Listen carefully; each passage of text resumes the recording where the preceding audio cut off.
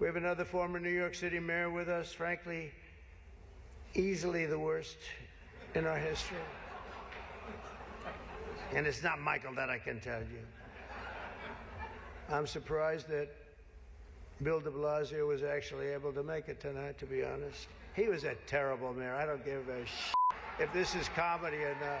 He was a terrible mayor. He did a horrible job. That's not comedy, by the way, that's fact. Donald Trump, October 17th, 2024, at the Al Smith Dinner, a huge fundraiser for Catholic charities and a regular stop for presidential candidates.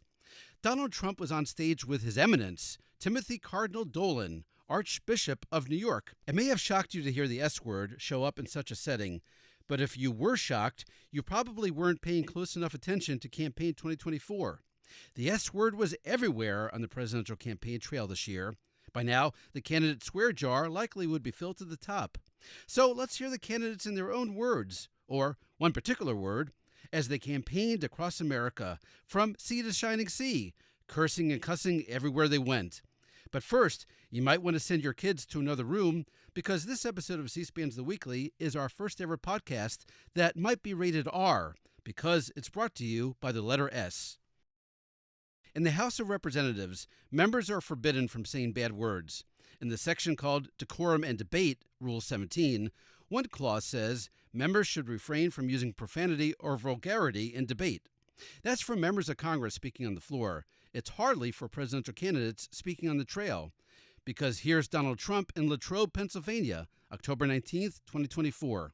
So you have to tell Kamala Harris that you've had enough, that you just can't take it anymore. We can't stand you. You're a vice president. The worst. You're the worst vice president. Kamala, you're fired. Get the hell out of here. You're fired. Get out of here. Get the hell out of here, Kamala. And here's Donald Trump in Reading, Pennsylvania, October 9th, 2024. We're going to have a country that works very, very soon. And the women are going to like Trump. I think they like me anyway. I think it's all, you know. They make it up.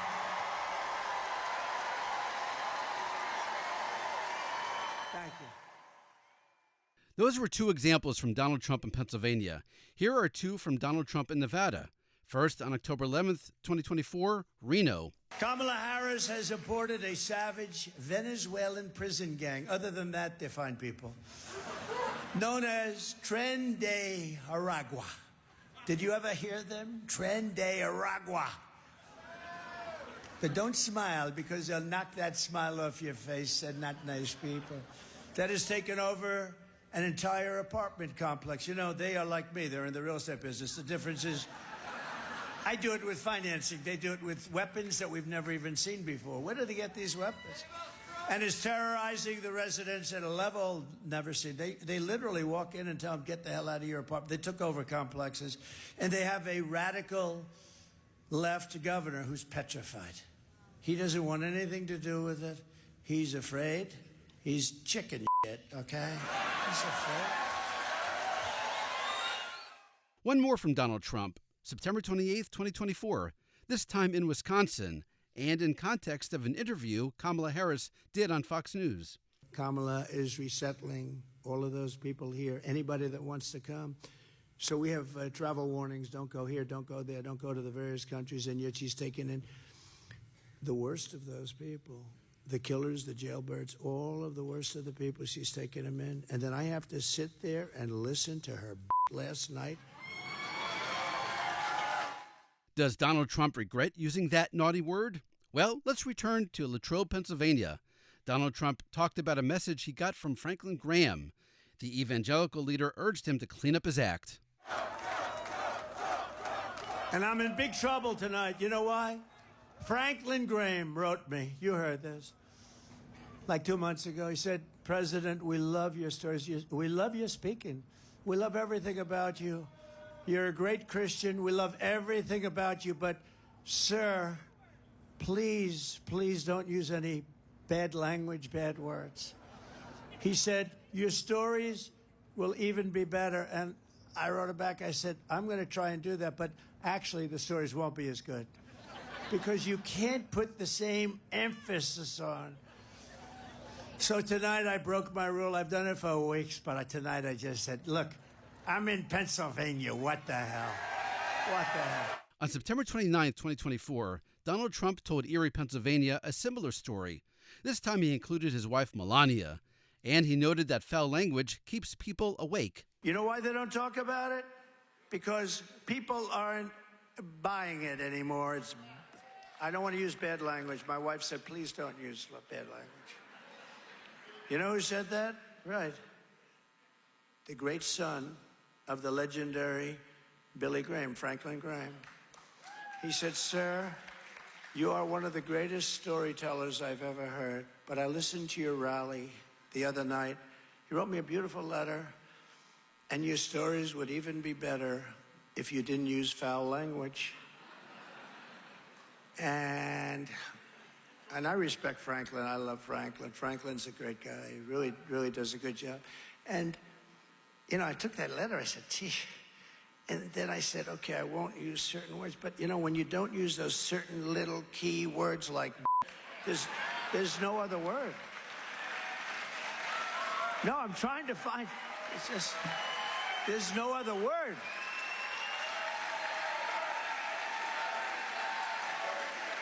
I mean, I don't use really bad words, but like, you know, for emphasis, and so I tried it one time, and it wasn't pretty.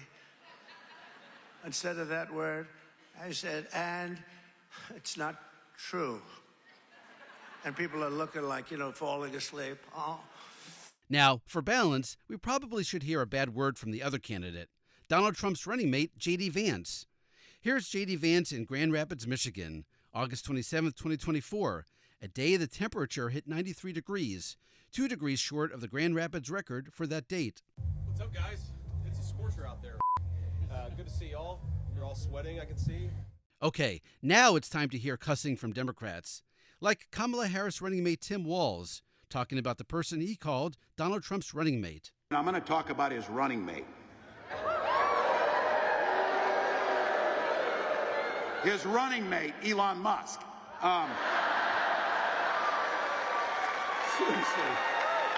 Seriously.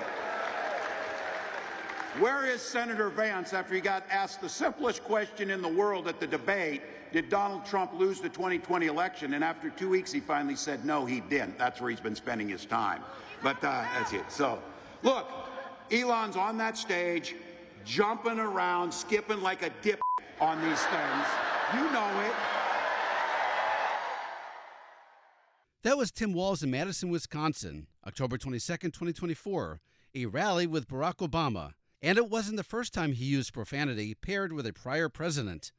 Let's hear Tim Walz 1 week earlier, October 17th, 2024, in Durham, North Carolina, with Bill Clinton. And instead of a bad word following dip, this time it followed bull. And for all of you, I'm going to be generous. We are all products of our past. When you grow up a middle-class kid in Oakland or in Butte, Nebraska, you care about Social Security. You care about these things. When you're sitting down in Mar-a-Lago and you tell your rich friends, you're rich as hell, I'm going to give you a tax cut, it doesn't matter to them. And you know what? When my mom looks for that Social Security deposit to be made in her bank account, that's how she's going to feed herself. That's how she's going to get things done. He doesn't give a damn if his Social Security check comes or not. So let's be very clear. If any of our relatives or anyone gives us this, if they tell us, well, Donald Trump's understand us, that's he does not understand. He does not understand.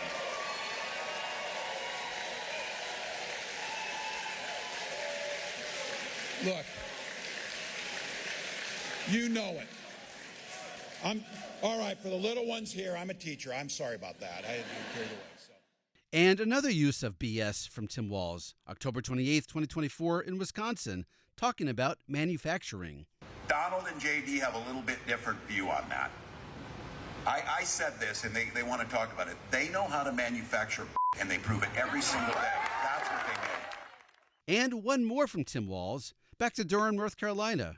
You heard him insert the S word after the word dip, and insert the S word after the word bull. Now, here's the S word after the word bat. Mike Flynn, Trump's former national security advisor, and he's a contender to be that job again in the White House. He would ask point blank, if he would lead military tribunals to carry out executions if Trump wins again. Mike Flynn answered, we have to win first. He followed up that to make sure that we understood just how bat crazy he was. And not just Tim Walz. Democrats Tim Walz beat out for the running mate spot also worked blue, like Josh Shapiro. Here's the Pennsylvania governor on August 6, 2024, a rally in Philadelphia, the first joint campaign appearance by Kamala Harris and Tim Walz. Y'all fill my heart, and I love you so much.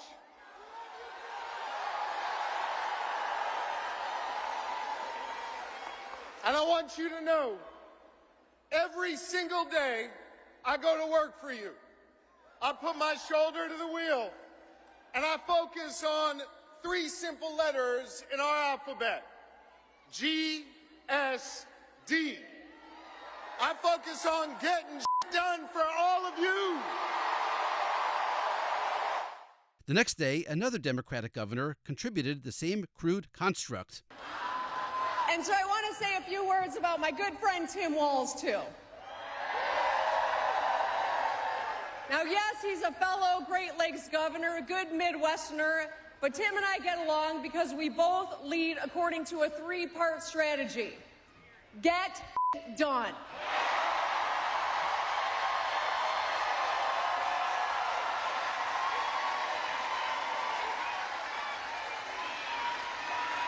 Tim's the real deal. He's the only governor I know who curses more than I do.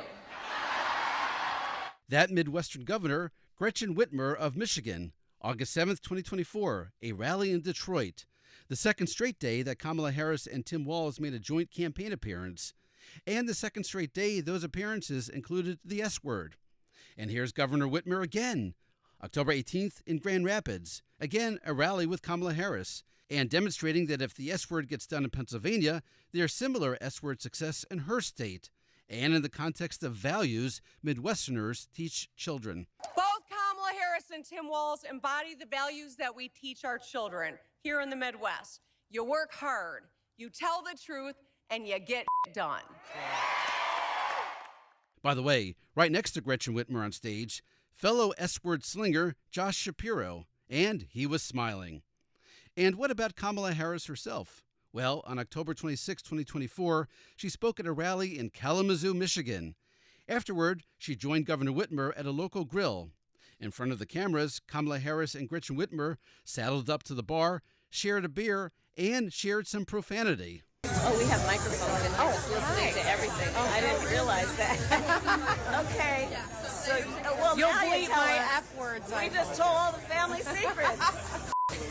And now, a bonus clip. Not from the presidential campaign trail, but from the Congress. We noted earlier that House rules on decorum say members should refrain from using profanity or vulgarity. That's for floor debate. Apparently, in hearings, things loosen up a bit.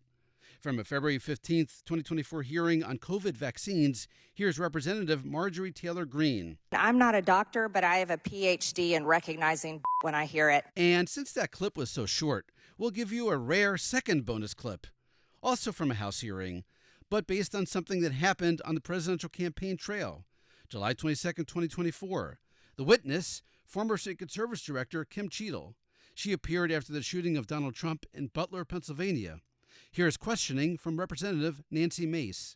Have you provided all audio and video recordings in your possession to this committee, as we asked on July 15th, yes or no?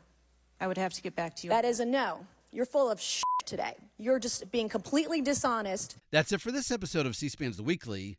You heard lots of swearing, and not the kind you get on January 20th for taking the oath of office. And a reminder, you can do your own searching in the C-SPAN video library if you're looking for more times the S word was said on the campaign trail. You probably noticed that for this podcast, we just heard candidates using the S word. If you want to hear candidates drop the F-bomb, you'll have to do that on your own time. For now, thanks for listening, happy searching, and for this episode's closing music, okay, we'll do one F-bomb from the 2024 campaign trail, served up in the most unlikely of settings, the national anthem. October 23rd, 2024. the Free and Equal Elections Foundation debate. The presidential candidates debating: Libertarian Party nominee Chase Oliver, Green Party nominee Jill Stein, and from the Constitution Party, Randall Terry. But first, the Star-Spangled Banner, and singing the national anthem at the beginning, Loomis. Oh, oh, say, can you see by the dawn's early light what so proudly we hailed at the twilight's last gleaming, whose broad stripes and bright stars through the perilous fight for the ramparts we watched were so gallantly streaming. And the rockets, red glare. Can I go back? Can I go back, please? Bombs bursting, and I got too nervous. Gave proof through the night that our flag was still there. Whoa, say does that star-spangled